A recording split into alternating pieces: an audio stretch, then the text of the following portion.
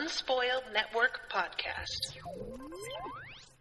This is Unspoiled, covering The Maid and the Crocodile, chapters 1 through 5. In this episode, Rashawn and I are so excited to return to the world of Raybearer. And this is a very different side of the kingdom than we have seen before, although there are some familiar mentions and one familiar face. Welcome to Unspoiled.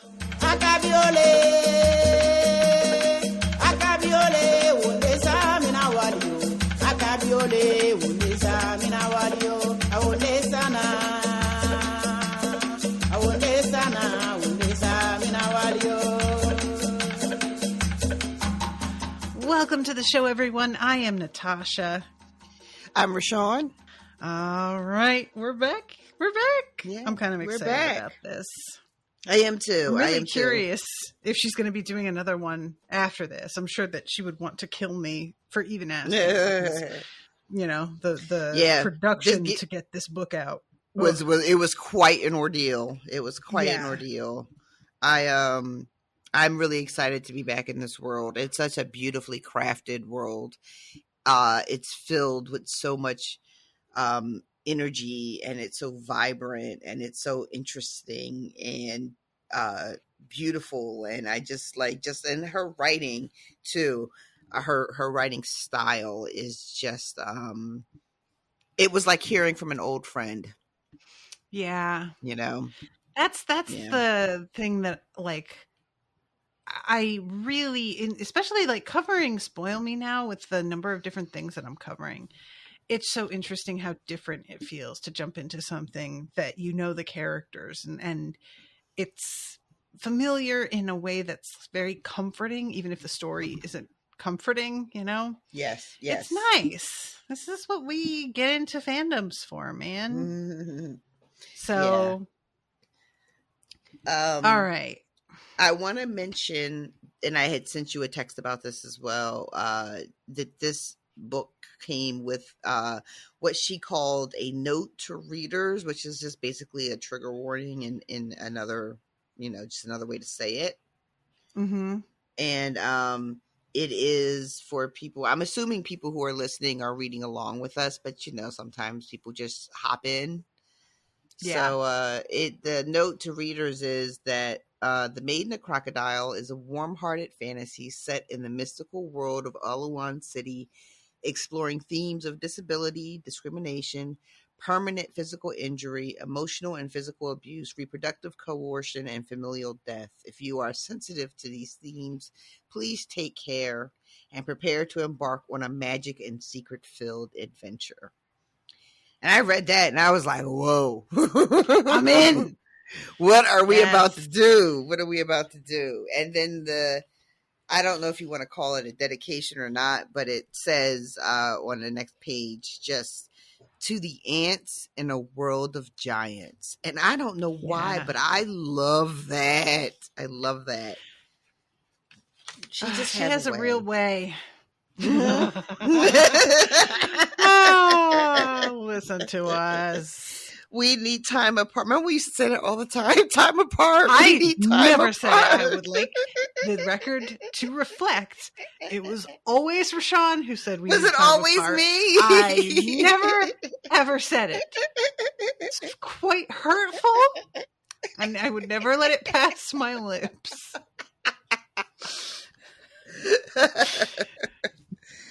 Okay.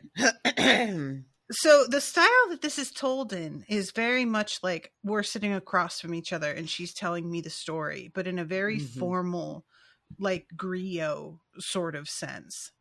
So there's a lot of references to you, the reader. You probably wouldn't have done it this way, but I'm not like you. And it's in a very sort of self-deprecating, absolutely, I know that you're strong and important and brave, we are above her somehow, she's looking up at us while she's telling us this story. And yeah, you're right. There's these references to just almost like shameful, which is kind of disconcerting, like right off the bat, because I don't know this character yet. I don't know this young lady yet, and I'm just Yeah. like, why am I up here? Like, first of all, why am I in it? This is my first question. But That's often the thing. Yeah. But then the second question is, why am I like up? Why am I sitting above this child who's talking to me? It just makes you feel a little like, I don't know, a little like uncomfortable. Almost self-conscious.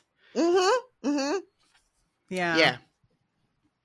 It's sort of it's funny because like a lot of the time, including you, the reader, in things is something that I particularly like.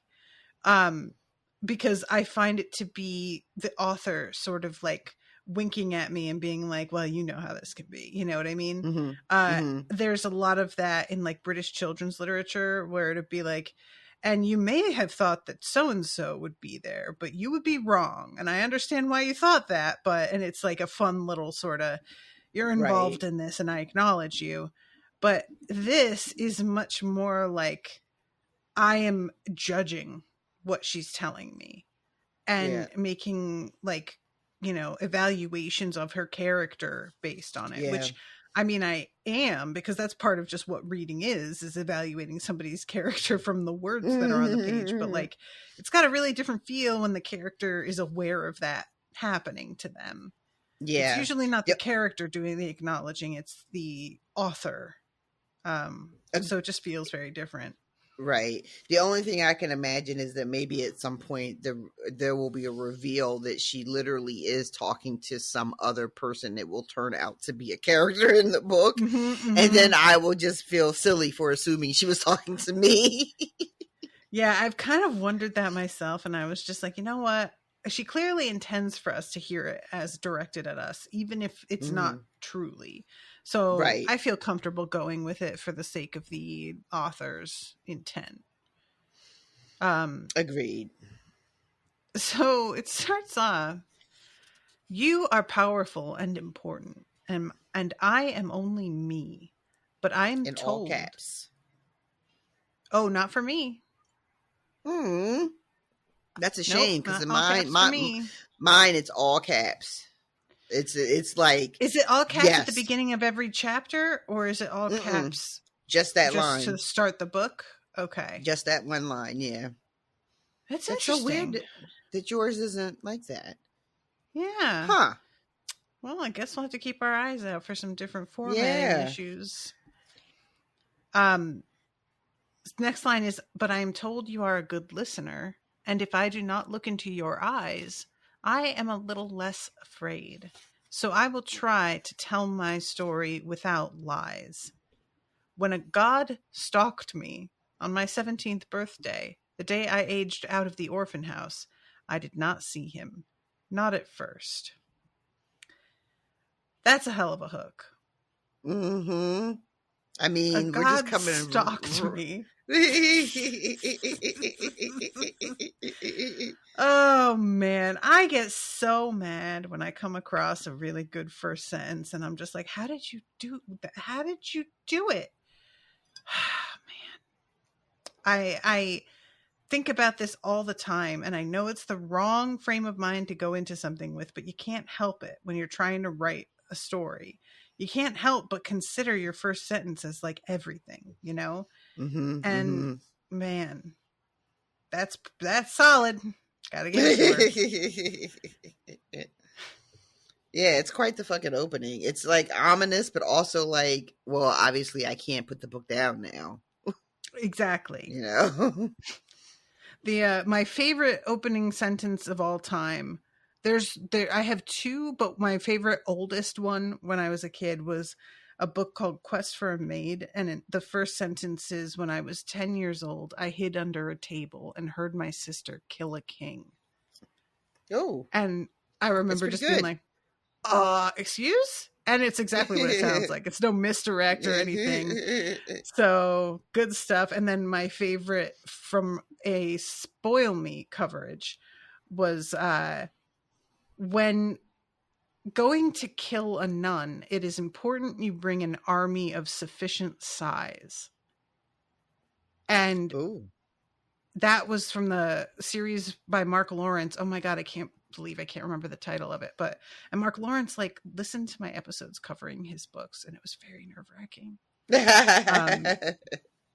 But yeah, the nuns are badasses, and that army almost doesn't make it, by the way. So anyway.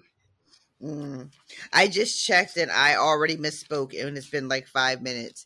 Each chapter does open with a sentence in all caps. So okay, that's I thought yeah. that might just be a All right. formatting thing with that. Okay. Okay. So we're starting off in the orphan house. Yeah, this is our young lady that we meet, whose name is Small Sade, is being sent off because, as she said, she has aged out of her orphan house, and she is basically being given bus fare and good luck. Cigarettes. Bus fare and a pack of cigarettes.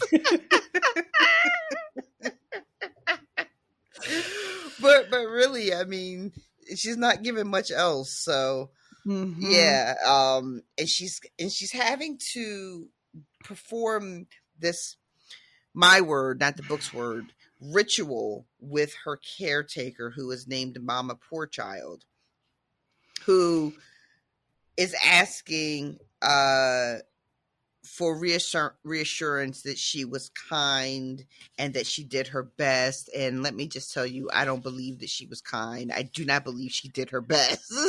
Nope. Right? Not a bit.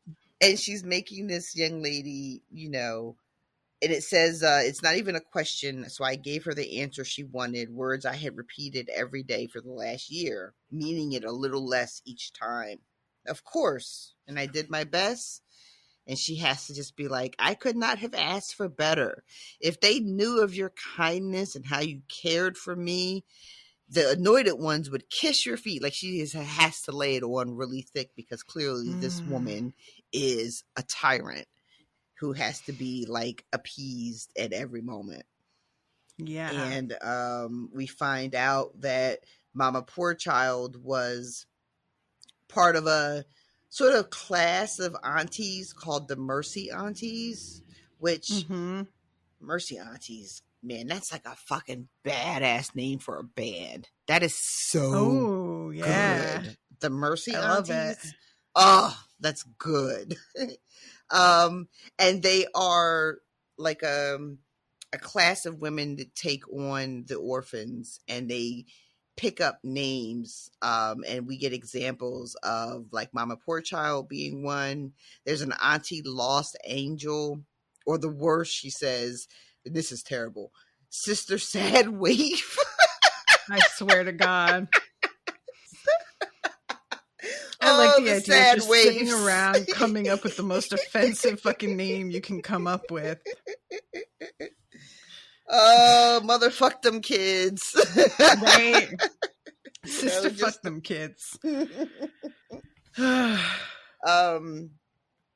And we find out that it's just there was once a Mama Sade and a Baba Sade, I'm assuming. I was his firstborn, when she's talking about like the naming conventions. Yeah. But we find out that in that brief sentence that, this is a child who had a mother, who knew her mother, and then lost her mother, as opposed to being someone who lost their parents very early and like doesn't remember them or like have any knowledge of who they were.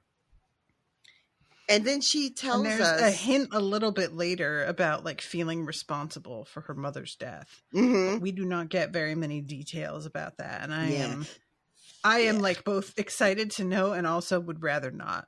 There's a got that vibe. She clearly says to us, like, when she mentions her parents, she's like, but if you don't mind, I don't want to talk about them right now. And it says, you seem a happy person, and that is not a happy story. I would not dim the light in your eyes. This is, again, the narrator speaking to us, the reader.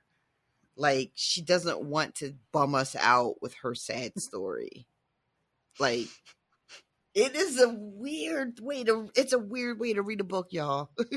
Yeah, it's fun. I'm enjoying this. Yeah. So then there's this girl who she seems like she's developmentally challenged. And she's almost our main character Sade's age, but she has the mind of like a 7-year-old, I think she says. Or maybe she doesn't specifically say I don't think she that. says specifically. She just says that she's like a little slower, but she doesn't like, I don't think. Okay. Oh, you know what? I think I'm conflating something that was said in another book I'm covering. Oops, that'll happen.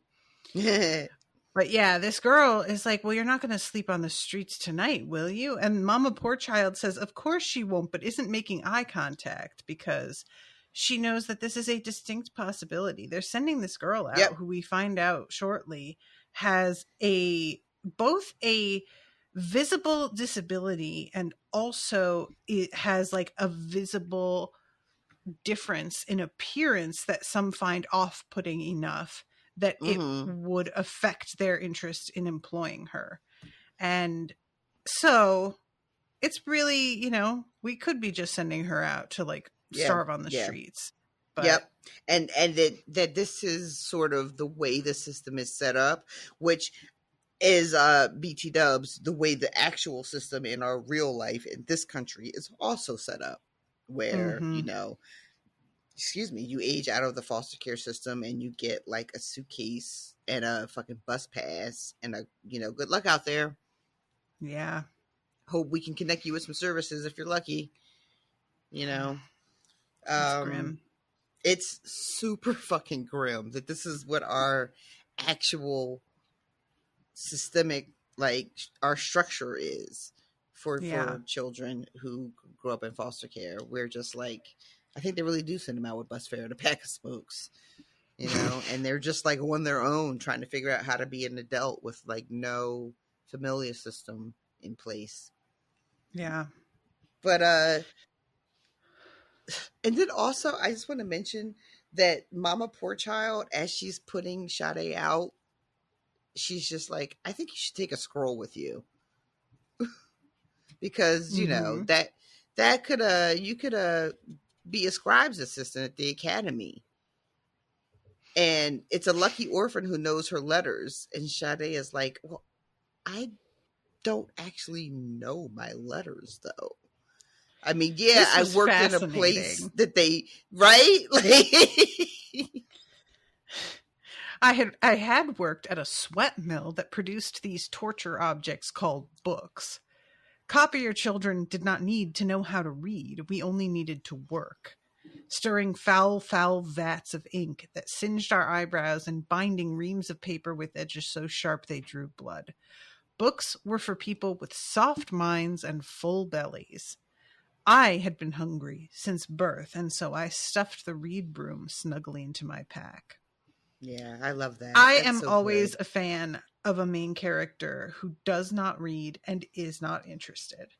It's such a common thing for main characters to be like voracious readers because they're meant to sort of be a, fill in for our reader themselves. And it's very fun to me whenever we come across somebody that's like, not only do I not read, I don't have any intention of learning. It doesn't bother me. It's not a source of shame. It's just not what I do.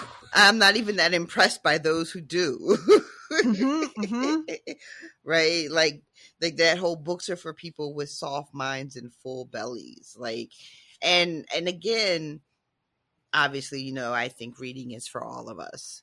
But the reality of the way the world is set up is that reading is not for all people. The reality is that to be able to luxuriate in a book is a grand privilege that's not afforded to everyone.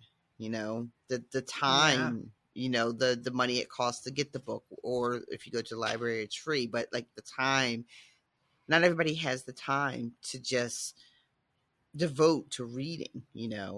And also, even if you have the time and the money, you may not have the kind of mind for which Mm-hmm. reading works well. Like I have Mm-hmm. grown to be somebody who is much more apt to listen to an audiobook than to sit down and read. And I know that partially that's due to the fact that our whole consumption of media is changing over the past couple of decades. But I think about how, you know, I was younger and I was fortunate enough to love reading and do really well with that. And it worked for my education. It was just happened to be something that I was good at, that I did not find a chore. And not everybody is raised with books around them, and they don't ever really achieve that like Yeah. ease with reading, Mm-hmm. because it's always something that's just a little bit of an effort that is foreign, that feels frustrating. Yep. So I really sympathize with that Yeah. more as I've gotten older, and Yeah. my I brain mean, is breaking, and I'm starting to be like, what used to be easy for me isn't anymore. I could see how frustrating it would be to just never have had that at all.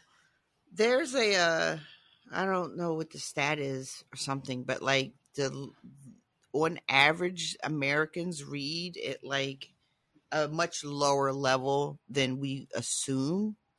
Mm-hmm. Um, Also because of our education system is also just garbage, and Yeah. children are often shuttled from one grade to the next, whether they've, met the competencies of that particular grade. They just get moved up. So like a lot of people, will do a whole 12 years of school and come out and still, like you're talking about, just struggle with reading. Mm-hmm. Um, and they're into adulthood and there's no time to course correct because now bills are due, and jobs Yep. have to be found, and food has to be purchased, and you know what I mean. You just go through your whole Mm-hmm. life without ever actually being able to pick any book off the shelf and sit down and enjoy it. So this is just a very interesting main character out the gate. Yeah. So she goes out onto the street to essentially like panhandle for a job. I don't really know how else to put this, but she just stands there and is like singing about what she can do and hoping to be noticed by This somebody. seems like so much more stressful than regular panhandling. This is like aggressive panhandling. This is like This is competition panhandling, panhandling. yeah, like in the Olympics. Like you're surrounded by other people who are also pros at this, who may or may not have scruples about it. Like, yeah. We get It's this lovely also moment where sounds to me somebody. like, look, there's just a lot of people singing what they do, and as Mhm. somebody who might be a customer, I feel like it would be very overwhelming to walk down the street and have people just yelling at you like how good they are at plumbing. What if you don't need plumbing? Is there a certain section for people of certain jobs to like congregate so that you can make sure at least that shit's relevant to you? It's like if you know how when you're in the store and there's like the occasional overhead announcement and how jarring that could be. Yeah. Imagine if it was like multiple announcements the entire time you were in there. Like you're in the linen aisle and It's housewares like is screaming to come over to their aisle. And what I keep thinking of is like the mall kiosk where there's that guy who wants you to try his exfoliating lotion. oh my You know how there's God. always like that person that Yes, those. tries to wave you down? Listen, I don't want to digress us too much, but I have to say that like my mom is the queen of getting shit from those kiosks for free. I don't know how she does it. Nice. Don't know how she does it. Like somebody will call her and then she'll go over and then she'll be like, yeah, that's just entirely, I don't have the money for that. And they'll be like, oh, you're so nice and so beautiful. Here, have this. Just take it. Just take it. Yeah. We gotta go shopping with your mom. What am I doing? She gave me this Damn. fucking face cream shit, this mask, and I Googled Hmm. it, and that shit was like $400 a little by the tin. And I was like, where did you Whoa. get this? And she was like, some guy at the mall gave it to me. Wow. That's amazing. She must have some if Jordan were writing her, your mom would definitely have some kind of power. She would definitely have sprites or something that are just like Hmm. making things opening up the pathway for her wherever she goes. She just has that gift. I loved it. Sade, like somebody tries to like has a pickpocket situation, Mm. and This is really good. it was so good. And it goes to snatch a little money pouch out of her hand, and she whips that cane around, trips him, grabs his wrist, and gets her money back. And he's looking at her like, "My bad. I thought you were new. I thought you were a tourist. I didn't know you were from here." She was like, "I'm not new to this. I'm true to this." She said her actual reply in her head was that I might be new to this city, but I'm not new to the gutter.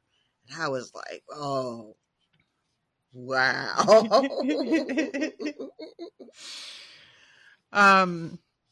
So, oh my God. There's this moment. We small Sades with our speckled skin and dead parents and misshapen feet have been fending off spirits since the day we were born. Do not say them, please, those words. I see them now, eager to be spat out, hopping across your tongue like cayenne pepper. You should not say such things about your skin. You are looking so nice, small Sade. Really, I did not even notice. But you did notice, and that is fine. I like my face, and it has always been this way. Light spots on dark, like clouds drifting over a moonless pond. I am this way all over, in fact. The high-rise physician called it vitiligo. I don't know how to say this. Is it vitiligo? It's vitiligo. Vitiligo? Mm-hmm. Is that what you said? Vitiligo. I don't know. It's either Igo or Ego. It's what Michael Jackson said he had. Yeah, I've never actually heard it said. It's one of those words. I've read it a million times, but I've never said it out loud. So I was all of a sudden just like, wait, what am I doing here? Mm-hmm. It's blander than the phrase I hear most often, spirit touched. What were you going to say? I was still thinking about vitiligo, but then you read that line, and I just had that again because that's how I felt when I read it. It just like that marker, spirit touch, like it's got like I'm like moving my fingers like I'm adding spices to a dish right now, but you guys can't see that. But it's got it feels very much like something people whisper. Oh, that girl's spirit touch. You got to be careful. You got to be careful around her. It makes me think of the redheads being called Touched by Fire in Song of Ice and Fire. You remember that? Mm-hmm. But for them, it's luck. It doesn't seem that way for her. Yeah, I was going to say that it's got a different sort of energy to it. That feels very much like when you say, "Oh, she's touched by fire." It's kind of like sort of an admiration, Mm-hmm. And spirit touch feels very much the way I'm reading it, at least the way I'm taking it, feels much more like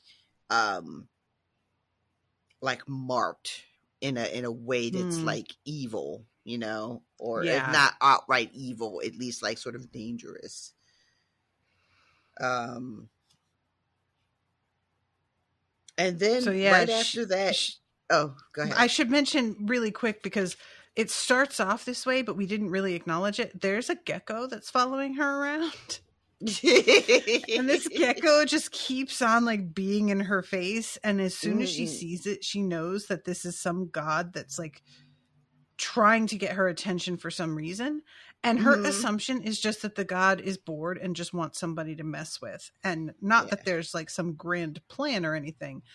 So she's instantly like, oh God, not this shit again. I love this. Not now. I have better things that I need to be focused. Can you just come back later and let me get a job or something, and then I'll reply to this email. I don't have time. I love that she says like, "Oh, not now," or "not again," like out loud. Clearly she meant to just think that. And Mama Poor Child is like, "What do you mean?" And Sade doesn't even bother because she knows that like not only will she not be believed, but most people in this city don't even acknowledge the god that Sade is, is her god, the clay god. Right. they're just sort of dismissed as what she calls a countryside superstitious, just like those backward ass people, you know, when they're in their weird ass guys. They don't even they're just crazy out there. And then as she's finally saying her last goodbyes, Beauty says to her, as she cups her face in her hands and says, "Beware the crocodile god." And that gets a reaction out of Mama Poorchild, because the crocodile god is a god that all the city folks really do believe in. Mm-hmm. And Sade says in response, "The crocodile god only eats pretty girls, so I'll be just fine."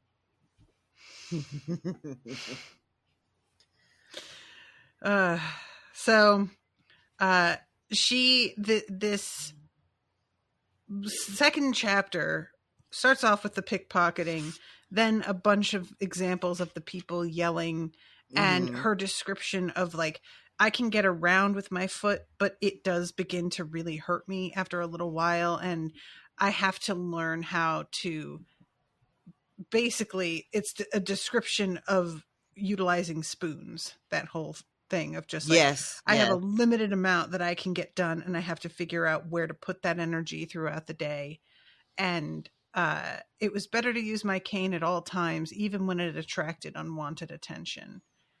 So she begins to sing, and it wasn't like apparent to me. We find out later that this is like an ability she has, but the singing in this scene doesn't feel particularly noticed or special. Right? Am I alone in that? No, there's one little thing that made me laugh. Somebody is singing about it says, "My empress was born in a mango grove," warbled a woman from Swana. "Bite a mango for the luck of the empress." And I was like, all right.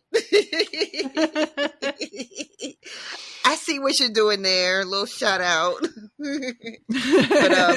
that made me chuckle, because the idea that Tarisai is her mythology, like her story, has trickled down to the common people into such an extent that you would just be like, it's like me being like, you know,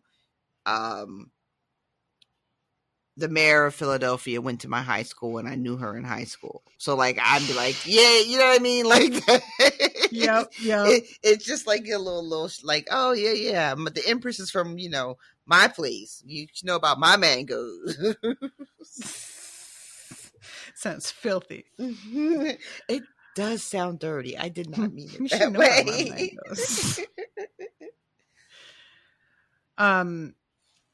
So she sings about that she will clean, and as we find out later, that means a lot more than it sounds like at the time. We find out a bit about the Lonesome Child Edict, and we had heard of that in the original duology. And I could have hidden in my village slums, where at least I knew the streets and a face or two. But I did leave, because in villages you belonged to another person, or else you were barely a person at all. You had to be Togo the goatherd's son, or Mibisi the healer's wife, or Pele the trader's daughter. Small Sade, who maimed her foot grinding paper at the sweat mill, such a poor little thing, what a shame, had no place.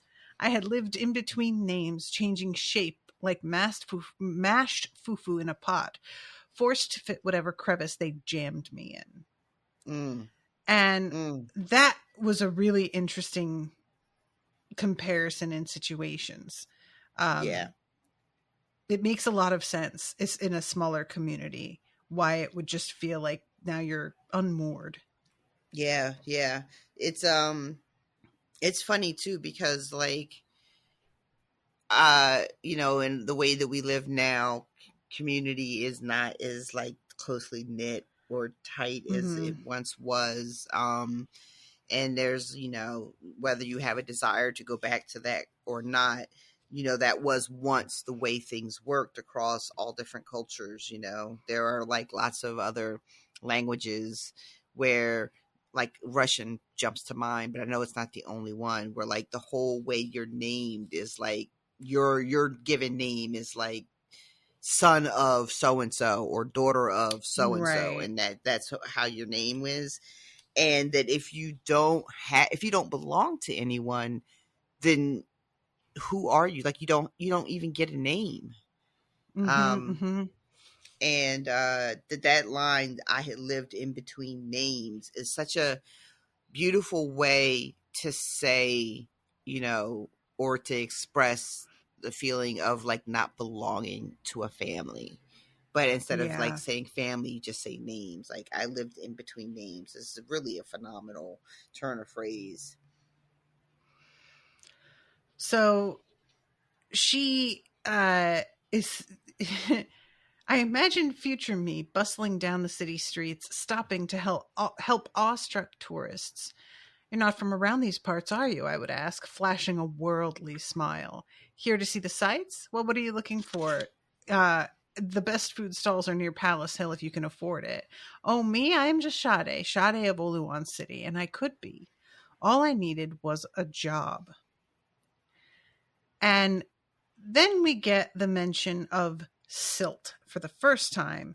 And she instantly does that, like addressing the audience thing of, I know, you guys thought I was cool. And now I'm going to tell you about some weird shit that I do that probably will make you think I'm some kind of a witch or a demon. But here goes, I guess. Have you read Gone Girl? I did read it. Do you remember the part when you go into her husband's perspective and you aren't sure whether or not he committed the murder or not, but you're in his perspective, and he's like much in the same way as this book, sort of talking to you, the reader. And he eventually gets to a part where he says, okay, this is the part where you stop liking me because I was having an affair. Right. Yes. It just really, really reminded me of that. Just the sort of, all right. But except that I find this fascinating, whereas he was right. I did sort of stop liking him at that point. Definitely made him more suspicious in my mind. But yeah, so this silt thing, this is wild. What do you think of this whole idea? This is something about it felt like very, you guys are going to think I'm crazy, but felt very believable.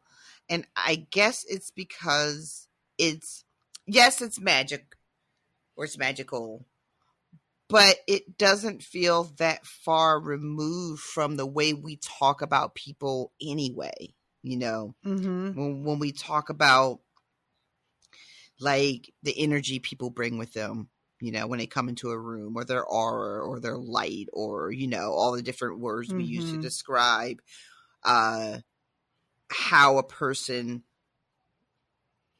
really how you react to another person.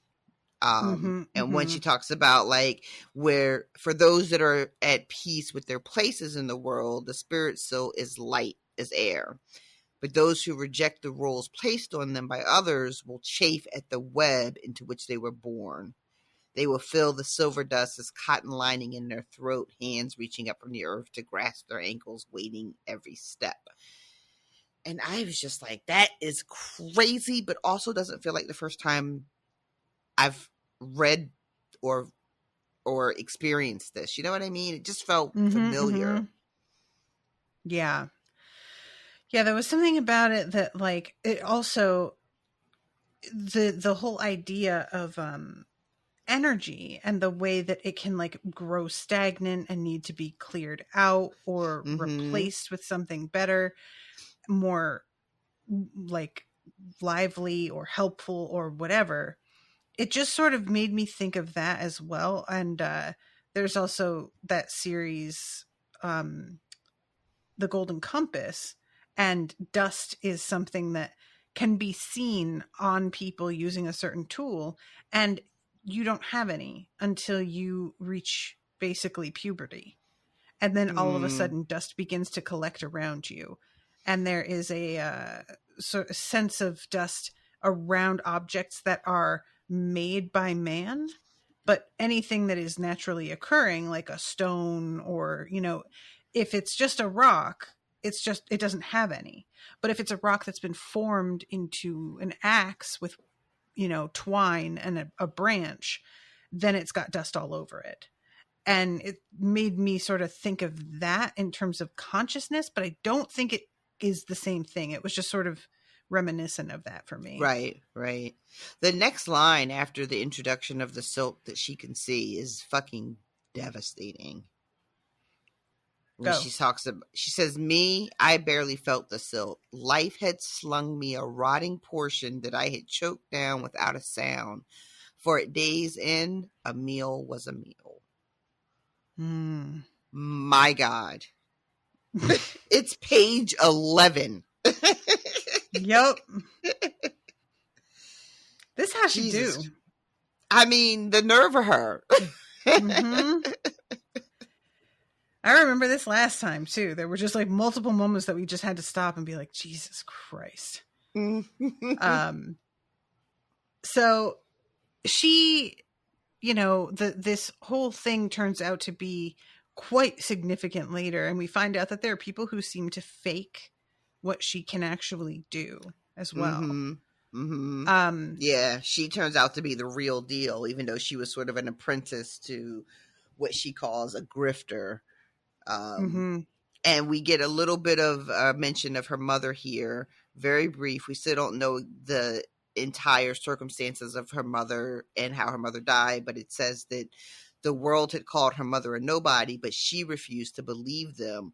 And she fought the silver every day that she lived, and she died unhappy for it. And Sade says, "I learned from that basically to call myself a nobody before anyone else could call me a nobody.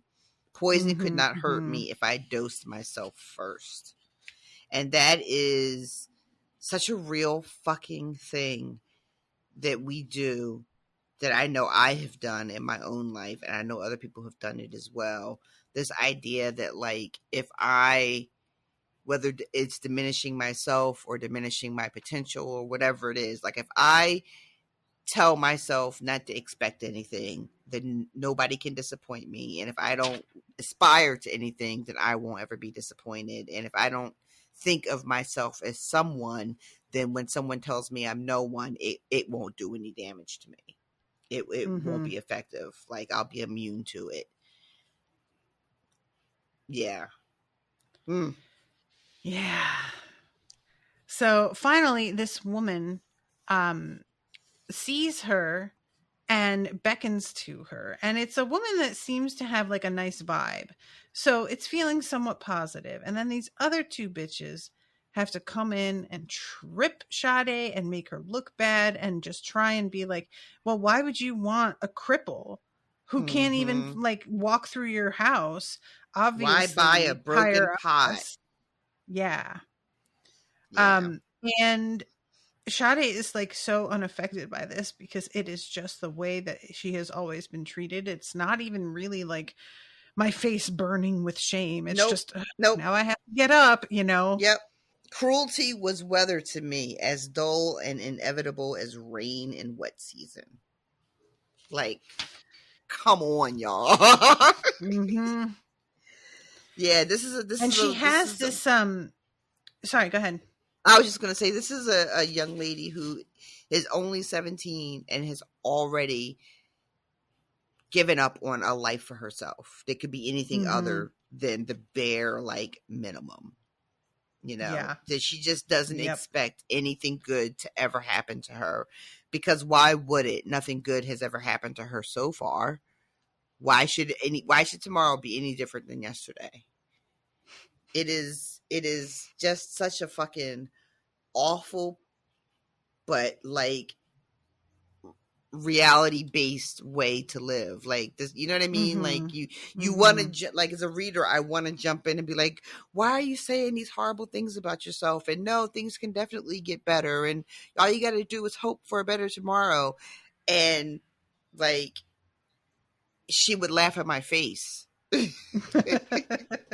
You know what I mean? Like, I would Yep. sound so fucking like obnoxious and not Trite. like, yeah, trite. Like, girl, get the fuck out of here. Yeah. I want to also draw attention to the prayer pebble that she has in her Yes. mouth. Because it comes out when she gets knocked down here and she has to pick it up and put it back in her mouth. And later on when she's singing, or earlier on, she takes it out and like puts it somewhere in her dress so that she can keep it safe while she doesn't have it in her mouth. But she, this is just something that I think is sort of interesting, the idea of like an object like this that is not only in contact with your body, which is a real common thing, wearing a rosary or a cross or any sort of like medallion or pendant or mala, and this being in her mouth, it's so much more constant a sensation in your mouth.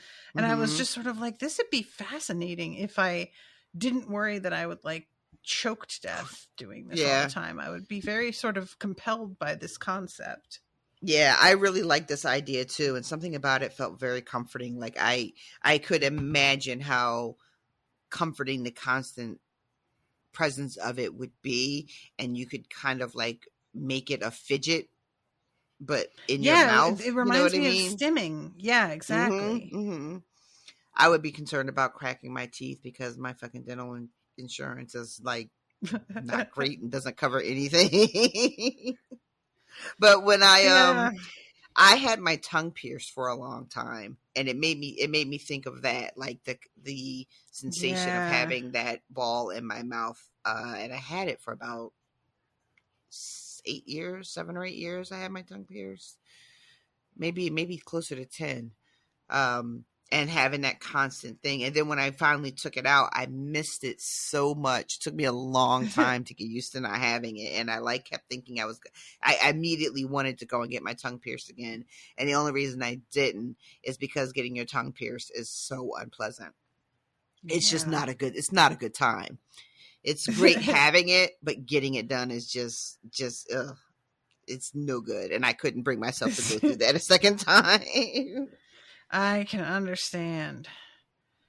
So she sees the gecko again, and it is like in the middle of the road with, people and livestock traveling past it, and it's trembling in fear. And so she's like, oh my God, what are you doing here? And she scoops him up, and she's thinking like, maybe this is the messenger of some god that I offended somehow. And if I give them a token to apologize, it'll be all good between us and I can just move on with my day. Yeah. Like, I'm going to give you this fucking token, and you and whatever god you serve, go find something else to do. I think it's mentioned earlier when she first sees the gecko, how sometimes gods are interested in the unusual. Is that earlier or is that later? I think it's earlier because it's when she's saying like, or they just want to be entertained. Right. So she's just like really in this mindset of, yeah, I know I look weird and I got like the situation with my foot, and my complexion is different from everybody else's, and I see I caught somebody's eye, but I'm not that interesting. Like, go find something else to do. Yeah. And she gives it this bead and is like pleading, please, will you take it? I literally don't have anything else to give you as an offering. It's all I have. And the gecko takes it with like a moment of being what she thinks is like an opportunity to recant. And then it swallows the whole thing. And it's too late. She realizes that there is a piece of her hair that was spiraled around the bead. And this is no bueno. This is no good. like my stomach dropped even before the next line is my stomach dropped. But my stomach dropped because I was like, oh girl, no, your hair was on it. That's no. And I don't know why I know that's bad, but I know it's bad. Look, Doing anything that involves your own body parts, cells, DNA with a god who you don't even know. Like, she's not even sure who she's dealing with here. Yeah, nah. This bad news. Can't be good news. Can't be good news. So yeah, the gecko like goes up her arm and says, "Ixalix." "Talking," I moaned. "That is new." Spirit messengers did not talk in my experience. They only made ominous noises as you tried to sleep, or scratched the ground with cryptic symbols, or exploded in a show of blood and feathers, all until you paid attention to the god who sent them. But the god had my hair now. Perhaps that meant it had my brain as well, my eyes and ears, and could make me hear as it liked. So yeah, she's like, go find somebody else. And then eventually the gecko says crocodile, and she's like, fuck. Yep. And then we get chapter 3 with the weirdest story. This is wild. This is so strange. Do you want to read it or shall I? What do you want to do? You go ahead and read it. But it's so fucking weird. 3 months ago, 5 mansions of ivory bone rose overnight from rubble. 1 house in every district of Oluwan City. Cold leached from their windowless plaster walls, even in the blazing Oluwan heat. On each front door hung a single adornment, the head of a crocodile glossily preserved in resin. Rumors about the house's owners roared through the city. These days, animal heads hung on many households. The decorations had grown popular 10 years ago, back when the Eret realmhood was still the Eret Empire, and a series of vigilantes masked as different beasts had led the charge against corrupt nobility. But the heads on the bone doors, gossips decided, likely had nothing to do with Eret history, but represented the avatar of the god within.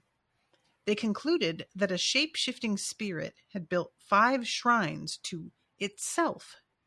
And as children bicker to name a stray dog, every religious sect rushed to claim the god. The idea of having a housed deity to bless trade and smite enemies excited neighborhoods everywhere. So we get a lot of descriptions of the different types of people and beliefs and what they left as offerings. And then eventually, inevitably, somebody brings a girl. Yep. It always ends that way, right?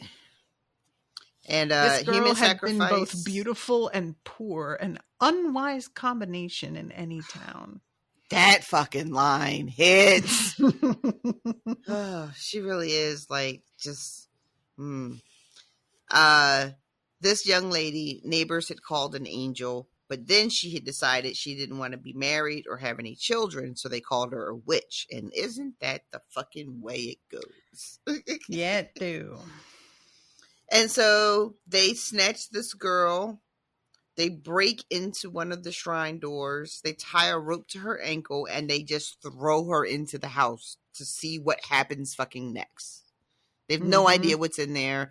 Too chicken shit to go in themselves, so they just throw this girl in there. And she's crying out, but as soon as the door shuts, there's no more crying. And they bring the rope back out, thinking that they're going to drag her body out, and the rope is slack. And there's nothing at the end of the line. And because no one has the balls to go into the house to see what the fuck is going on, they see nothing but a smooth, windowless room. And that is where the legend of the crocodile who ate pretty girls comes from. Yeah. That's the one. Yeah. So, yeah. She is just like, as soon as she hears crocodile, she thinks to herself, well, I guess it's time for me to just go to this place and meet this god that's going to eat me. Which later on, this dude is like, you just came You just to you this just walked place? in, and Like, it's so you're complaining wild. about this thing that happened to people, but you just decided to embrace this and then be upset about it. So wait a minute. It's so Yeah. wild too, because she says to us, the reader, like, she's like, if the gecko had yelled crocodile in your ear, you probably would have swiped it from your shoulder and ran, but you couldn't have. No one outruns a spirit on two legs, she says. But still, you would have done it because you are not like me. You have a lioness heart, one that fights against the odds to keep beating. But I had never been a hero of anyone's story, least of all my own. And so, yeah, she's just like, I accept my fate. Mm-hmm. And the gecko says crocodile, so okay. There's no fight in me. Like she's framing it as sort of like resignation. And I guess it is resignation on her part, but she doesn't Mm-hmm. see like the bravery or the courage in accepting that fate at all.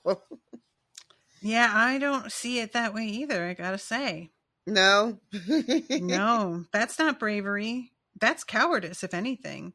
You think so? Of just being, yeah, of fully just being like, well, I guess this thing is bound to happen, so I may as well hurry it along instead of doing anything else, because I am so certain that things are going badly that what's the point? Yeah. She That's not says bravery at all. she says the silt lining my lungs had addicted me to peace, and peace, the silt insisted, meant accepting one's fate.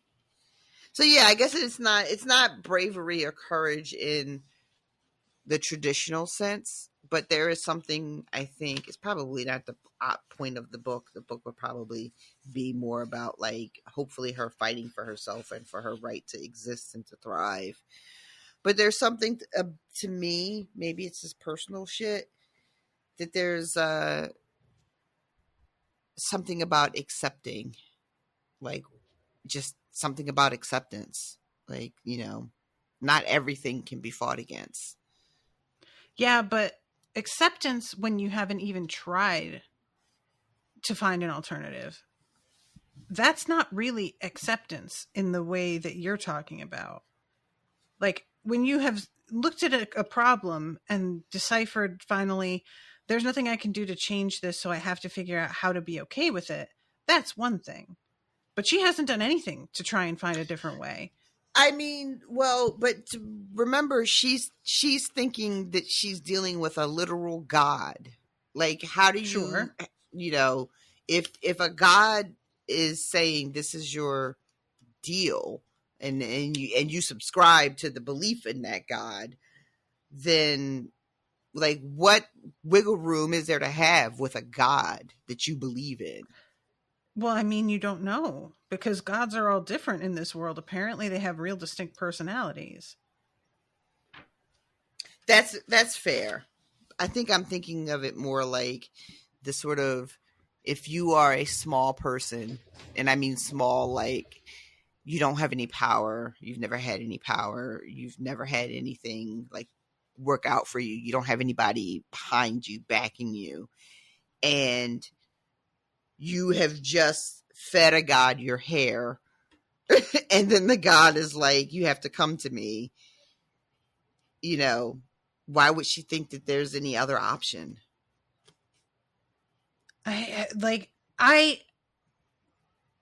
It's just the fact that there is no sense that even if there were another option, that she would have taken it. Because she points out, you may have just taken this gecko off your shoulder and thrown it somewhere and run. So she herself comes up with an option. But she says right after that, no one outruns a spirit on two legs. She says, yeah, you may have run, but you wouldn't have been successful with your running. But it's still another option. And her assumption that you wouldn't have been successful is kind of the thing. She just assumes she knows how it's going to go instantly. And we see very quickly that this god does not resemble what she was expecting at all. So she does not know everything, but she goes into stuff thinking she does, in a weird way. She's got a very sort of nihilistic view of her of the world. So I don't know. I guess maybe it just resonates with me in a weird way, because I am also kind of nihilistic, even though I'm working really hard on trying to be different. Yeah, there's something about like just assuming it's going to go the worst possible way, and I already know that. That is its own bizarre sort of inverted arrogance that I feel like she keeps insisting, like, well, you're not like me, you're braver, you would do this and that. But a part of me is sort of almost, there's like a sense of, you fool, you would have tried to do something different when there's no point to it. It's interesting that you say like the fool part, because she's like, she clearly, like, she's saying that you couldn't beat this, right? You can't outrun a spirit on two legs, but you still would have done it because you're not like me. You have a lioness heart. So she has like she's still doing that demeaning herself in comparison to whoever she's talking to, like us, the reader, if that's what's really happening here. And she says lioness heart. So that is like, clearly something that she admires in us, the reader, whoever she's talking to. You have a heart that fights against the odds to keep beating. And it's like she wishes she also had that. Even if it was going to be futile, she wishes that she had that. She just doesn't. And there's something about the acceptance of, even if it turns out not to be true, I don't know. I just think that there's something, the fact that she walks into this house that literally people are willing to throw a helpless girl into, but are too afraid to go into themselves, is some sort of mark of bravery. Maybe it's just maybe it's just see. Yeah, maybe it's just the comparison to the fact that there are these people who we just found out snatched this woman up and tied her up and threw her into this house, and then we're too afraid to go in, and then this little girl just walks right into this fucking house. So maybe that's what I mean by bravery. Like bravery to confront whatever is waiting on the other side. I see that. I love too that she tells the rickshaws to be careful and says, forgive me to the murals as she's walking in. There's something so what? She after she makes this decision, she says goodbye to the stewmongers as they beckon hungry customers. I bless the pot simmering in open air kitchens. Be careful, I told the rickshaws that hurtled through the streets. Forgive me, I beg the towering murals of the Raybearers. Like, she has this whole thing that's happening as she's walking her way to this house. Yeah, saying goodbye to her life. So she goes into the house and is singing as she does. And I made out the gecko who wiggled by my feet. It gestured to a line of chalk inches from my toes, where something appeared to be stuck in the smooth floor. A single human tooth. That's creepy. Yeah. Don't care for it. Didn't love it. So she steps through, and then she's suddenly in a courtyard in the sun. And there is no door behind her, but the chalk line is still there. In the courtyard's center, a mask hung several feet above the ground in thin air, suspended without strings, like a star. The mask was of crocodile skin, fringed in a halo of teeth. Wild. Yeah. I want to mention that as she's walking into this house, she fantasizes about people caring enough to tell her not to do this. Yeah. Yeah. They've purposely erected like a palisade around the front door so that you can do shady shit in front of this house without anybody seeing and judging you, which is just so incredible. And also that the local officials had gotten fucking tired of searching for missing girls that had been fed to the shrine. Mm-hmm. So the wall means that there's no more witnesses, so there's no more missing girls, so there's no need to look into it anymore. Like, we have just, as a community, decided, fuck that. We're not interested in what goes on over there. And if people keep snatching up girls and tossing them in there, we're just not good. We're just going to pretend like we don't know about it, which is fucking, ugh. Mm-hmm. And she's singing that funeral rite about Igungun's parade.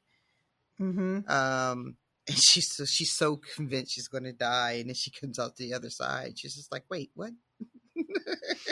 Yeah, even later on, she's like, "Oh, he must have killed me painlessly. That was really nice of him." Right. Like, so there's this man here, and oh my God, beautiful people, especially ones like him with Arid blue blood and cobalt black skin, were often unhappy to see me. Jesus Christ, girl, you're breaking my fucking heart.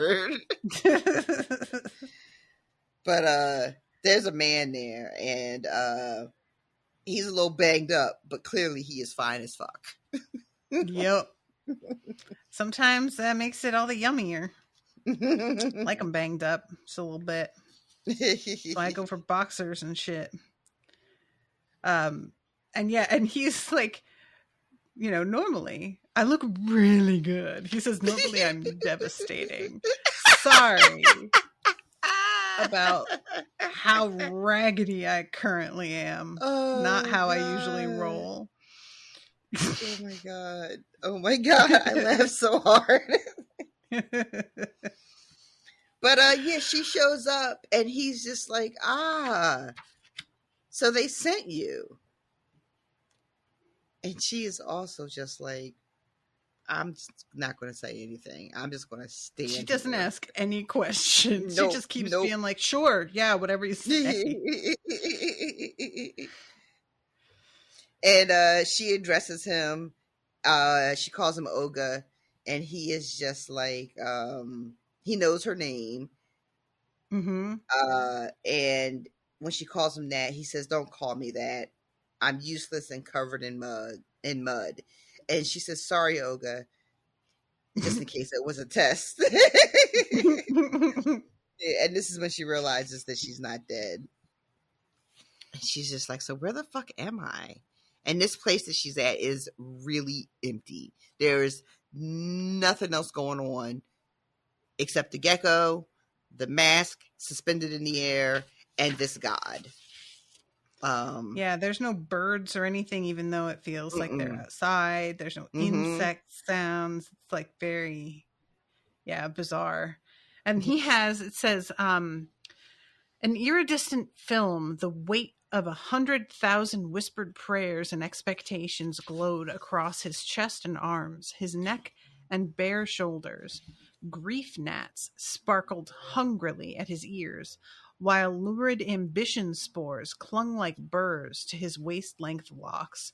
Worst of all was his left bicep, on which a gaping wound festered with layer upon layer of slimy silver despair mold. This despair is wild. mold. Like ambition spores, grief gnats, despair mold. This is, my God. I've got a despair mold myself. I often think about, like, as a writer sitting around and being like, all right, I'm going to come up with a sort of like, system that gets across the vibes of dirt and filth, but like psychically. What am I going to do? And coming up with it like this, I think this is such a neat idea. And I guess really it makes is. sense if you're going with like a theme of cleaning, that you would choose things that are actually needing to be cleaned on the regular most of the time. So, and because there's a point at another, like earlier, where she describes greed as grime. And ego rust is another one she mentions. So yeah, ego rust. I really like that one. Fun. Yeah, it's a neat little Yeah, that's very clever. Trick, conceit. I don't know what I want to call it, but so he then is like, well, would you like some wine or some tea? And she is like, okay, you know what? I think this god is a little unhinged. So let me just play along and ask for some tea. And he says that he wanted to impress her. So he wasn't supposed to get this tea for her. And he did it anyway. And later on, we find out that this is Pale Arts. Return of the Pale Arts, ladies and gentlemen. Yeah. He's using a little bit of magic. I love I know we talked about it in the first two books, but I love that inversion, the Pale Arts being like, it's delightful. It really, really is. I want to mention too that he's like, oh, you came in through the pointy molar door. Yeah, there's like the doors are named for teeth. What is happening? And he knows which district she's from by which door she comes in.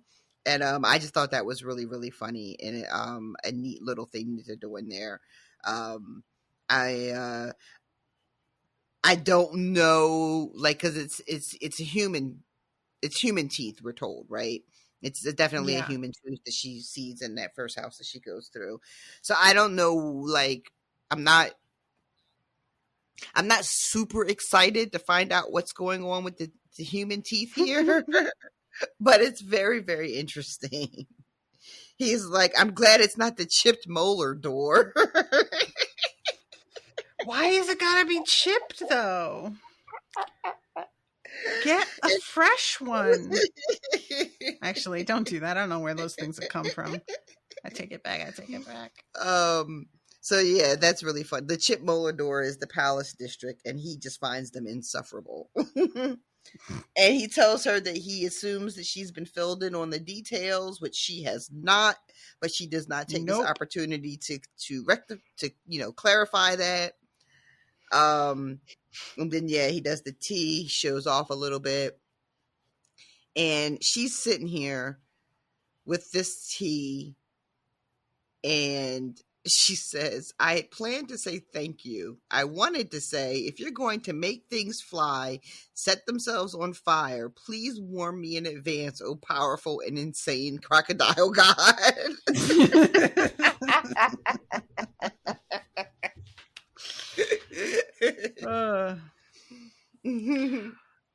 And just as she decides to sort of be like, you know what? Oh, look at the time. God, I really so much for this tea, but I have a meeting to get to. Got to get up early in the morning, kids. The last bus to that tooth is running. If I don't catch that last bus. So she starts to get up, and he says, well, aren't you going to break my curse? And he looks really confused. And she is irritated, but she says, of course. And then the next chapter, we get the description of what is going on with the curse eating. Yeah. And this is really wild and awful. Yeah. Oh, God. Yeah, so it was born of an idea that unfortunate people attract bad spirits away from wealthier, more fortunate ones. As a result, curse eaters are both shunned pariahs and celebrated luck charms. Daughter getting married, pay a jilted spinster to touch the girl's wedding clothes. Foul spirits would leave the bride, seduced away by the curse eater's loneliness. Buying a new cow? Have a dying person clean its stables. Demons would flock to the curse eater's broom, leaving the heifer to calf in peace. Yeah. This is grim. I really hate it. This is a really, really interesting idea. And it plays on the idea that we have an idea that luck is, or good fortune is finite. Right? There's only so much of it to go around. So if you have somebody who has very bad luck, they're soaking up all the bad luck, which then leaves the good luck available for you to have. And we kind of think that, you know, in a way, in real life, you know, and we definitely think that way as far as resources, you know, and like the whole idea that we can't help people that have less than us because then we'll have less, you know. And as long as there are people that are suffering, then maybe we'll be safe, you know, because there's already people over there suffering. So that, like, we have an idea that the universe has a set amount of suffering to dispense. And as long as people over there are getting it, that means we are kind of safe, even though that is not based in reality at all, right? It's like nonsense. But it is kind of the way we look at the world. And this idea that you could bring someone in to eat the bad luck that might be coming to you. And then how you would view that person. And she says, that they're both shunned and celebrated at the same time. What a weird way to exist. Yeah. Yeah. So this, I mean, that is sort of like the weirdness of thankless jobs in general. It's that, like, you're totally necessary and everybody's like glad to see you when they need you. But otherwise, we're just going to kind of pretend that you're not around and aren't real. Yep. I was talking to somebody about the fucking, when we were at the height of the mask mandates, and how, do you remember there was a conversation about making shopping hours where you didn't have to wear a mask? And if you just agreed to shop during that 1 hour, you wouldn't have to wear a mask. And people were like, that's complete. Oh yeah. They were like, make it like an hour in the morning where everybody agrees to take the risk of not wearing a mask. Right. And people thought that was reasonable because they like literally just took out the people who worked at the stores out of the equation. Yep. They were just like, no, we all agree we won't wear a mask. And then like, who's going to be hurt by it? Because we all agree to be maskless for an hour. Who's going to suffer? Completely forgetting about everybody who would have to work in the store to serve you during your maskless hour. This makes me think of a tweet I saw where they worked in a cafe that only had one entrance. And this guy tried to come in at like 6 a.m. and they were like, sorry, sir, we're not open. And he said, well, why is the door unlocked? And they said, because fire codes require it to be open if there are people in the building. And he said, nobody's here, though. And she said, the employees count as people, sir. And he just said, that's ridiculous. And left. Oh, my God. I saw something similar recently, but yours is much worse. Yours is much, much worse than the one I saw. Hey, it's not mine. Christ. It's some storyteller. Who knows? It may not even be true, but it sounds true. No, it fucking sounds true. Yep. I know people, and that sounds like people. Shit. So yeah, we get the mention of the dude that she sort of weirdly trained with, who was a fake. And then she learns how to do it herself and actually make it more effective. And especially if she uses like her hair or spit or tears or something to clean, it is even more effective and seems to last longer. But it's never permanent. It always eventually will come back unless people make a like serious change about how they're living their lives. I loved it when she starts off working with this man, Popo, that she asked him, oh, can you see the silt? And he's like, what the fuck are you even talking about? Go clean the house and shut up. And she's like, oh, okay, you can't see it, and I need to not be bringing it up to just any old body because I've already got enough baggage. I don't need to add that to my title. And it says that her mother had explained her singing sight to her. When she had first brought it up, her mother had been confused, but as her mother got closer to death, she began to be able to see the silt as well. And her mother tells her that what you're seeing is the stuff hope is made of, wishes we dream for ourselves, roles that others make for us. We shed them wherever we go, and the stronger those hopes are, the more we drown in them. Yeah.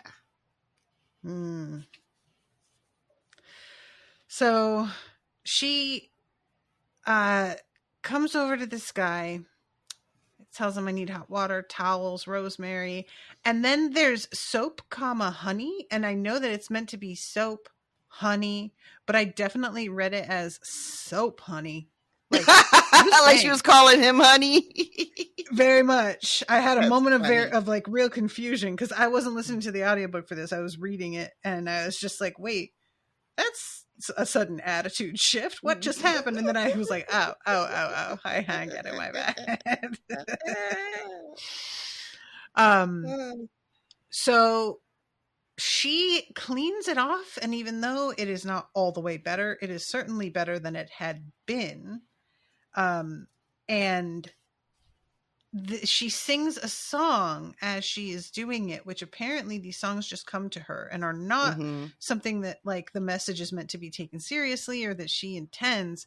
It just comes out, and it's asking his name and saying, if you don't give me one, I'll pick one for you. So when she finishes up, he says, I can't tell you. I would not mind a new name, I think, if you chose it. It didn't mean anything, I moaned. Songs come to me when I clean. They let me see the silt, the spirit muck, but they're nonsense, really. Ignore what I said. So. Yeah. First of all, they're not nonsense. I just want to go on record. They're not, right? Like, they're not nonsense. Yeah. And definitely not. She is still under the impression that they are just nonsense. This is she has clearly a remarkable gift, and yet somehow doesn't think that makes her remarkable. Which is it's sort of funny too. Like this dude, this god responds after you sing this song with like, well, I can't tell you my name, when that's apparently not like a thing that is common. So clearly your song hit on something very specific for him. But you're just like, well, that's just a coincidence. Okay, sure. I love now that finally, he looks younger. Like, oh, I'm sorry. Go ahead. No, go ahead.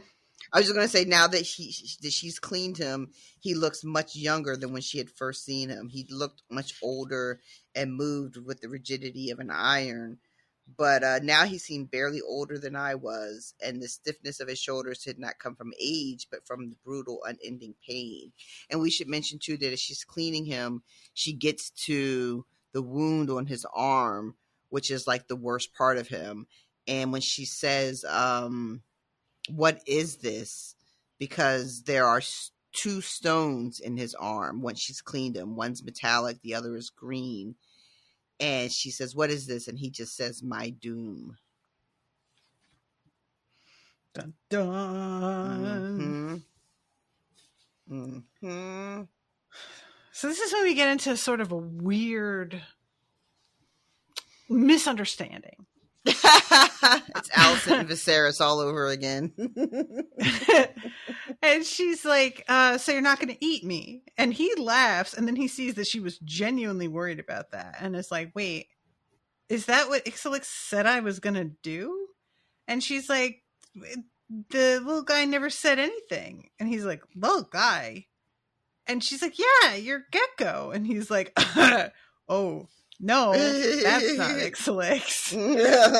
Ixalix is a 12-foot tall alligator. And he is a clay spirit who is my messenger. He can only say the names of people he's met before. Small Sade, chirped the gecko. Helpful, the crocodile said.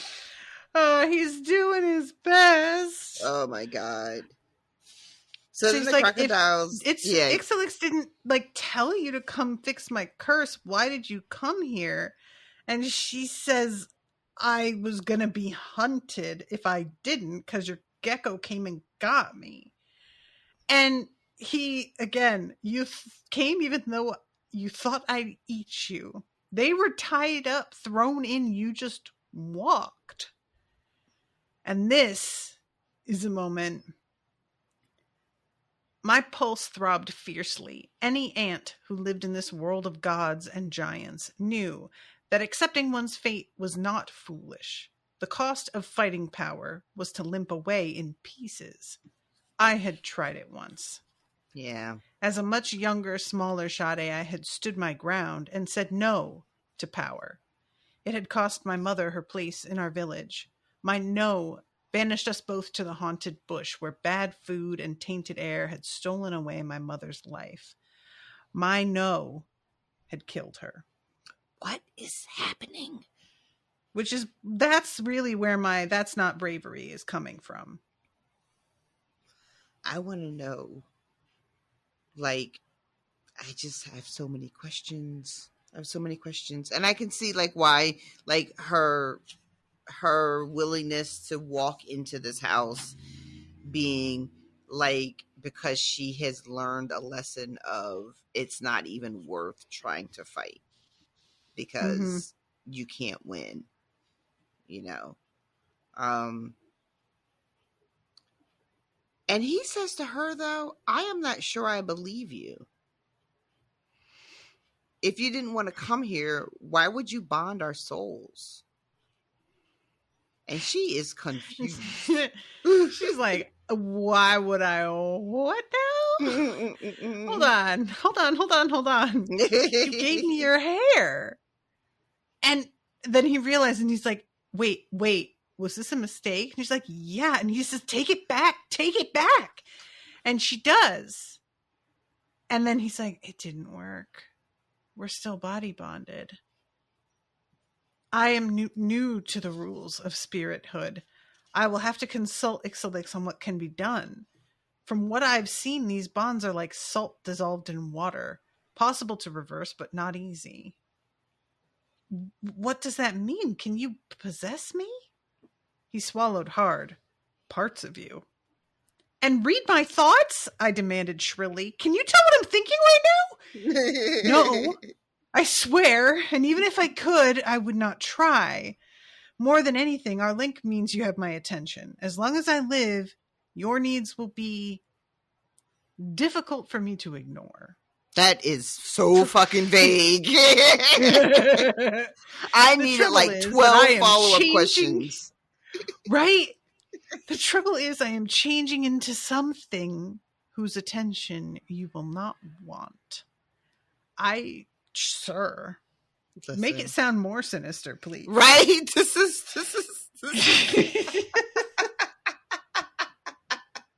like, this is the time for reassurance, and this is the opposite of that. Exactly. You call me a god, but I have not always been as I am. My power is a curse that I gave myself, and someday it will turn me into a mindless monster from the pit of the underworld. Uh-oh. Yeah, uh-oh.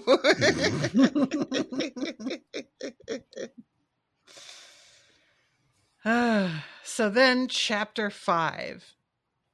Oh, so you're going to end up beating me after all. And then he says no, and then he's like, well, I mean, I wouldn't. You know, but that whatever I'm turning into might not be as reasonable as I am. So yeah, she's like, you can't break our bond, and he says, I'm about to spend every waking hour trying to figure out how to do it.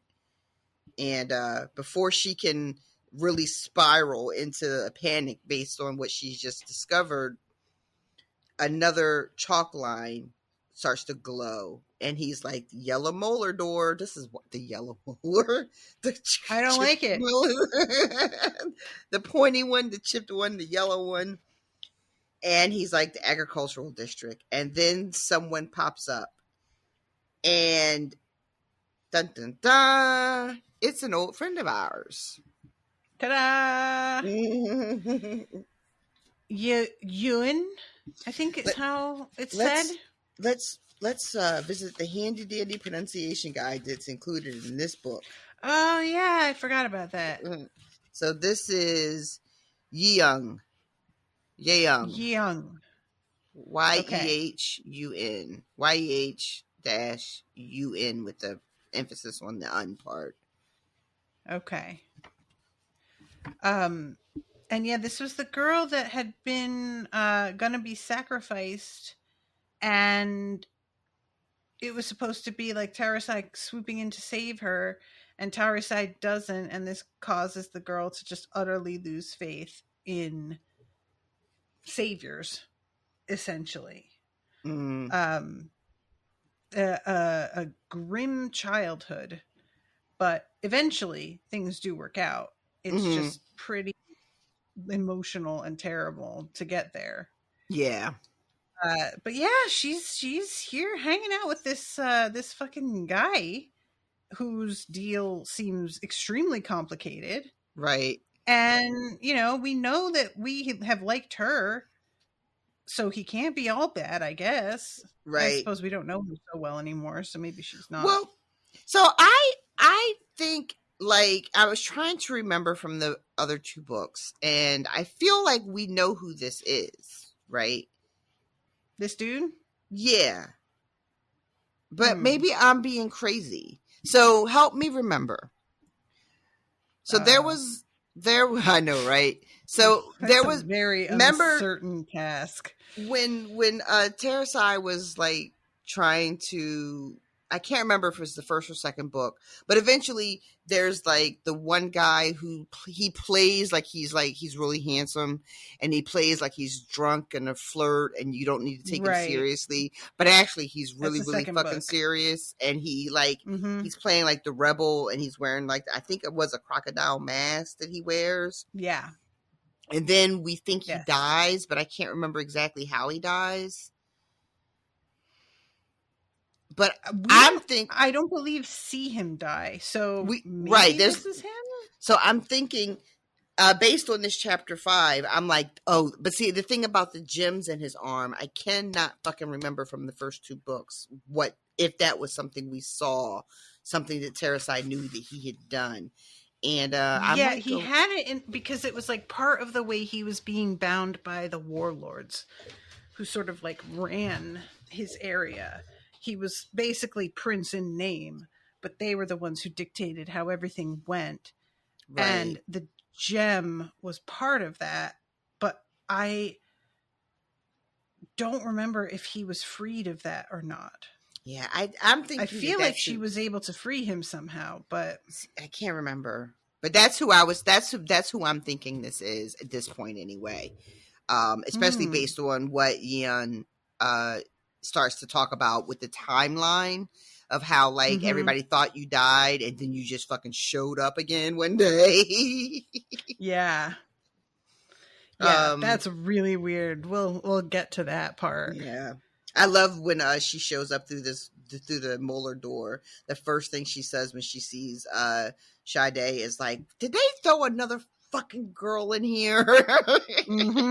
Like really fucking pissed off about it. So I like that the idea that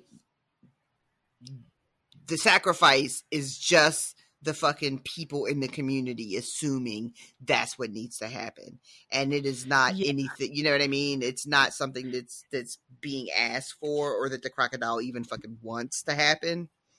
Yeah, definitely isn't, because he says something like, well, at least they get a chance to live if they throw him in here. I'll give him a second like a chance at something. Yeah. But it's clear that he is sort of irritated by it. It's like junk mail.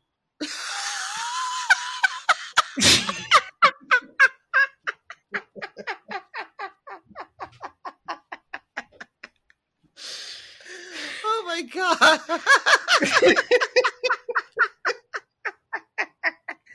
I just got a picture of like a pile of mail in this room, like people just shoving it through the mail slot. Oh dear. Oh dear. But she takes one look at Sade and goes, "You're the girl from the tapestry." And me and Sade are both like, "I'm the what from the what now?" And she also says, "You say me and Sade, but no, only you. Sade doesn't ask anything." That's true. She does not. Sade, ask a question for fuck's sake. She does not have a lot to say, does she? And then Yuen says to the crocodile, "You said you weren't going to pursue her," which is like another question. Yeah. And he's like, "I didn't. Someone saw the tapestries, figured out where she lived, and went on a little mission of his own," as he like nods over to the gecko. This gecko. I want to know more about this little gecko. Sounds adorable. And so Yuen is like, "Oh, so she fixed you?" Which apparently, I guess, is the story the tapestry told, that there would be a girl out there somewhere who could heal him or fix him or something. And she inspects his arm and she's like, the scales are still there, but it does seem less swollen. A lot better now. And then looks at Sade and goes, "Nice work." And then the gecko is like, "Small Sade," because that's all he can do is give a name. Oh, and then she starts talking. Like Pikachu, except that he says other people's names. Oh, that's funny. Wait, does Pikachu only say Pikachu? I was not aware of that. I don't know. Pokemon anything. Can only say their own names. Are you for real? Yeah, they can't talk. So they just say their own name in like different inflections to get across their emotional They're like state. Hodor. They're just is it a whole universe of Hodors? It's very Hodor. Yeah, exactly. That's funny. Yeah, no, I so don't like know when anything Pikachu's about happy, he's like Pikachu, and when he's sad, he's like Pikachu. Oh dear. No. So yeah, that's what this little guy is like, except other people's names instead. So then she starts telling Sade, she's about to just tell her everything, and she gets interrupted, and I was really annoyed. She says, "I don't know. No, I have no idea why you let yourself get dragged into this mess, but let me tell you, if you pull it off, a lot of powerful people are going to thank you. The Anointed." And then the crocodile is like,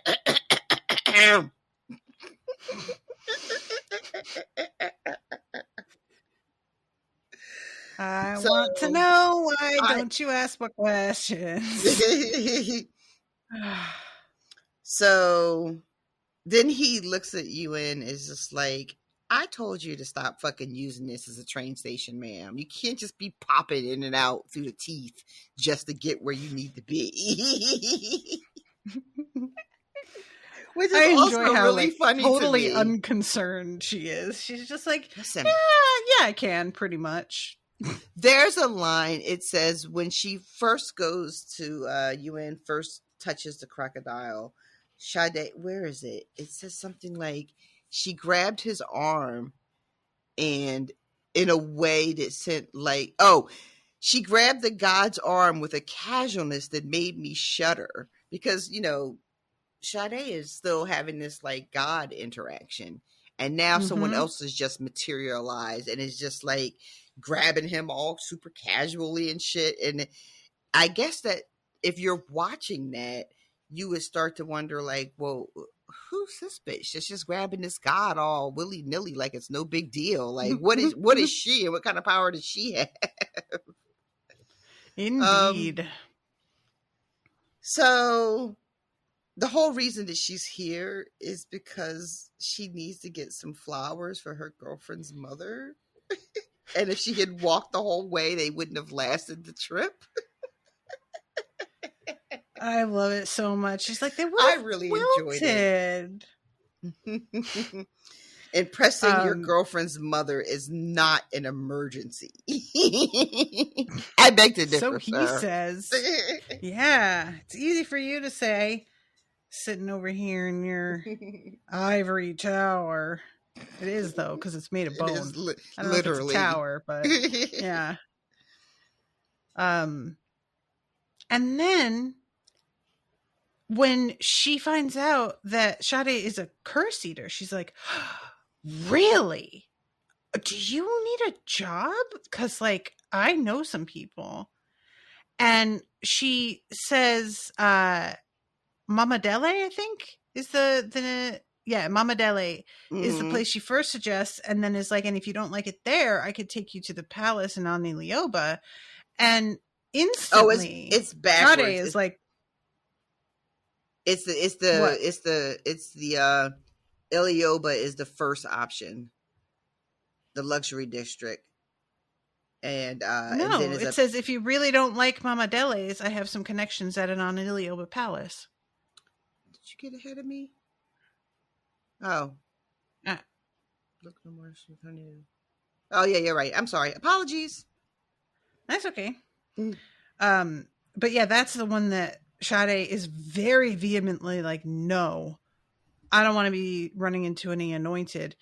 And Yun says, like, you won't run into any Anointed because there's going to be, the place is so humongous that you could probably work there a year and never see one of them. But it's clear this girl is not interested. So she's like, okay, Mama Dele's it is. And the like mystery of what it is that she doesn't want to run into, I am very curious about. What is it about the Anointed ones that's got her back up so bad? Yeah, the Clearly crocodile is also interested. He's like, you find the palace distasteful. Why is that? And she says, well, I've never really been. It's just, and then she just says, I don't wish to see the Anointed ones. And that's all she'll say about it. But he's looking at her like, what's going on there? And I also am wondering what's going on there. And then this whole idea of the little tidbit we got about her saying no to power one time before. I wonder if maybe, see, the timeline is a little weird. So I don't like, it doesn't make sense because they only go grab children when there's like a new Raybearer being born or something, right? Like Tarisai, the way Tarisai ends up at the palace. So at first I was wondering, like, did somebody come to her village and ask for her and she said no, she refused to go, and that's why they get sort of cast out? But that doesn't line up exactly right, because as far as I know, there's no need to like have more children at the palace to be Raybearers or to be Anointed ones or whatever. So I'm not really sure, but that's what I thought at first, but I don't think it tracks. But that's where my mind went, that someone came to their village to like come get her, to take her to the palace, and she refused to go. And that's what, like, that's interesting. Her and her mother. That didn't even occur to me, but I can see why you would kind of go to that. So then, this is when Young is like, oh, did you use fucking pale arts? And he says, yeah, well, she was thirsty and I wanted her to like me. He actually says, and I wanted her to like me. You guys, I need you to understand that is not Tosh just making fun. He actually says it. And it's so fucking pitiful and funny. Oh my God. So she gets brought back outside, and yet not back out, because she's not in the same place that she came in. I love this line. The air smelled like nothing, which of course meant wealth. I love that. That's like the present where if you go somewhere real quiet, you know people have money. Because they're not, flanked by neighbors and dogs and crying babies and traffic and trains. We have a train that goes by our place. It's not too close, thank God. I actually kind of like it, but yeah. So they head in and on the way, finally Sade is starting to ask some questions. What is he? How do you know him? And she's like, I'm not allowed to say everything, but I knew him when he was a child. He was your age then, or a few years older, and completely human, except for that reckless experiment he did with his arm. Then he was murdered. We thought he was murdered. Apparently, those enchanted stones wouldn't let him die.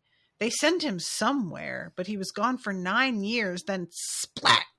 A year ago, he appears again, face down in the mud of some distant realm exactly the same age as when he disappeared. In his mind, no time has passed at all. He was still alive, still 18 years old, but the world he knew had aged without him. We were all grown up, thriving in the new Erit realmhood, and he was still a child, bloody from the end of an empire. So, perhaps... I loved it that Sade is still like, these people are in a cult. Yeah. Yep. And she's like, this girl looks ordinary enough, except for her birthmarks. The crocodile's arm was a clear sign of pale arts, underworld magic, which was strictly illegal. And that would explain the threat to the realmhood security, Sade is thinking to herself. And then she just announces, he's going to eat me, you know.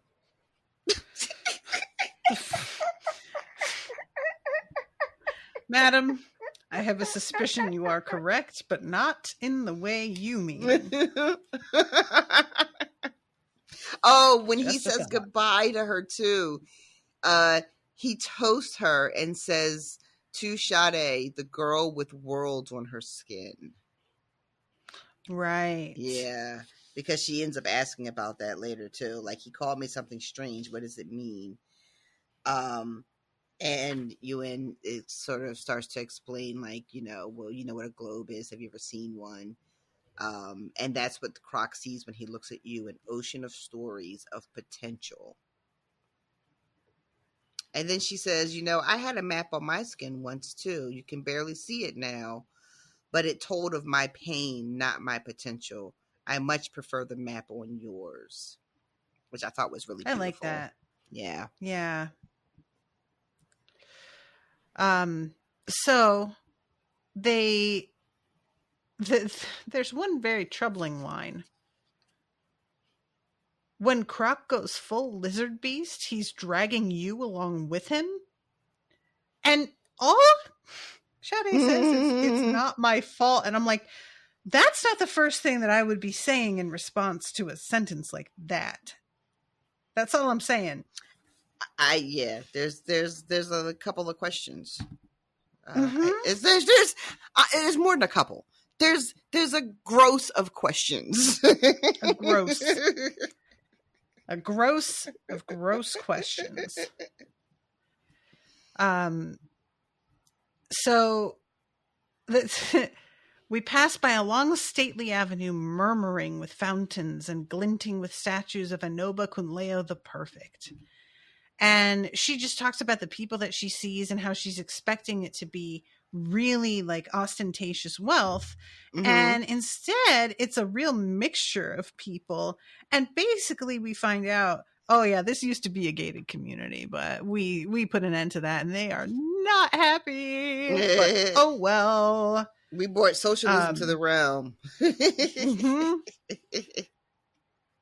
And we have got the Unity Square where there's somebody like giving lectures and people hanging out.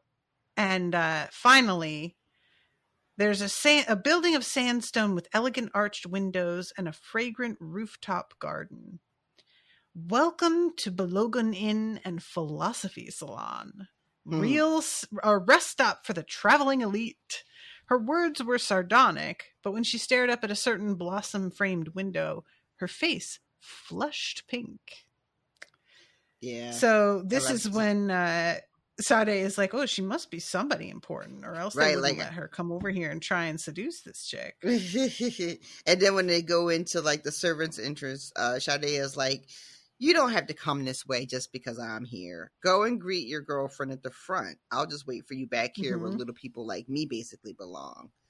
But when she says your lady maiden, the kitchen maids all like burst out laughing. And they start right. It's like a 90s sitcom audience. Exactly. I thought that was very cute. And then Ewan has to be like, by the way, I need you to like not just be saying that shit any old where, because Mama Dele doesn't actually know about our situation. We're going to tell her eventually, but for now, just like keep it on a hush. Mm-hmm, mm-hmm. And then it says, Ewan reached into the air, muttering under her breath, and before my eyes, the flowers perked and flushed with color, solidifying my impression that she did indeed belong to some sort of cult. I do really like that. Why not? Sure. And so she's like, no, don't worry, it's not the pale arts. I'm a Songlander, and this is something that we can do that runs in our blood. I just drew water from the air to freshen up the flowers. So that is the end of the chapter. Is her saying we got to make a good impression, and that's it. Yeah. What a way to start, though. I have no predictions. I don't know at all. Yeah, I got nothing. I got nothing. I got nothing but questions. Nothing but questions. Right. I want to know, who did she say no to? Why did she get banished? How did she hurt her foot in the factory? What is this gift that she has? What are these tapestries that her face is on that the crocodile knew that she could heal him rather?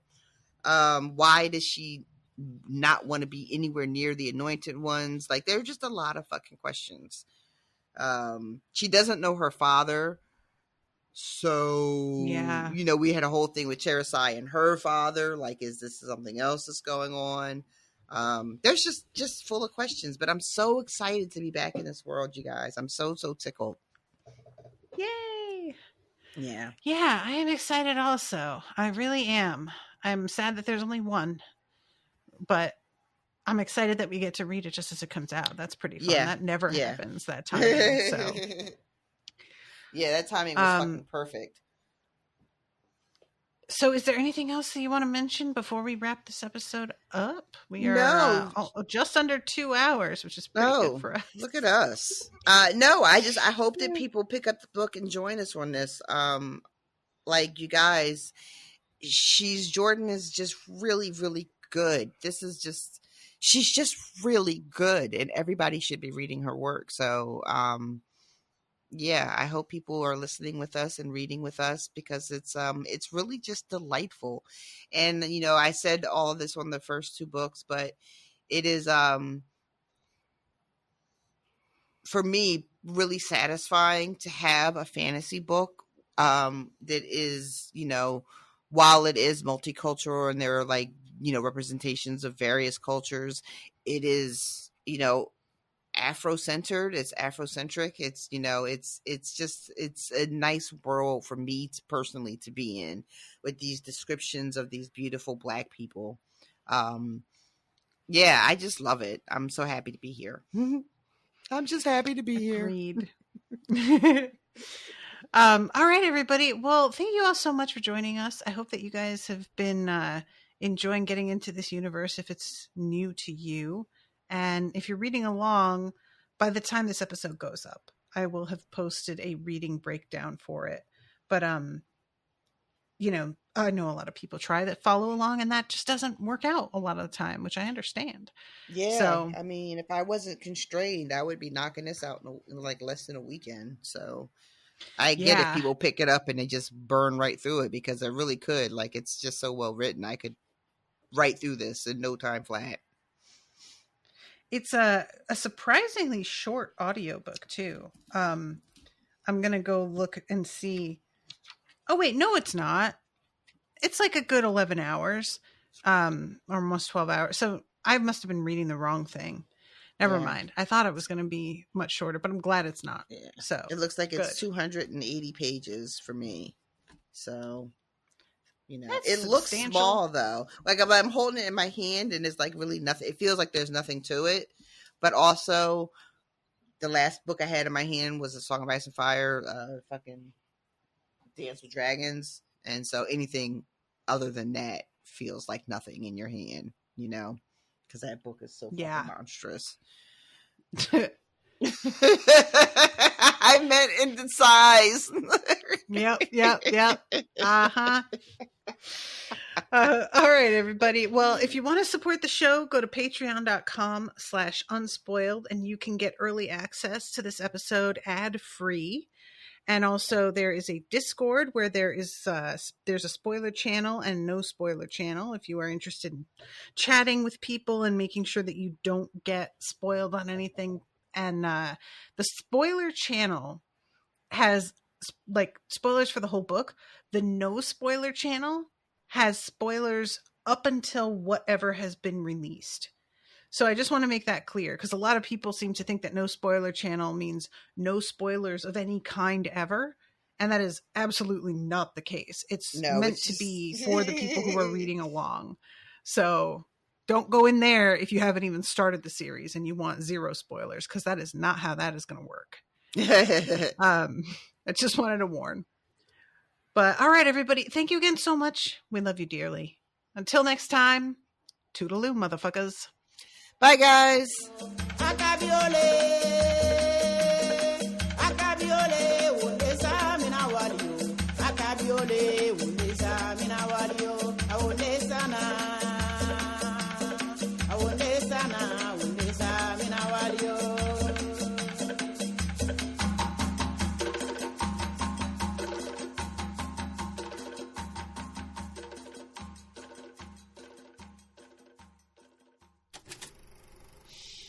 That was an Unspoiled Network podcast.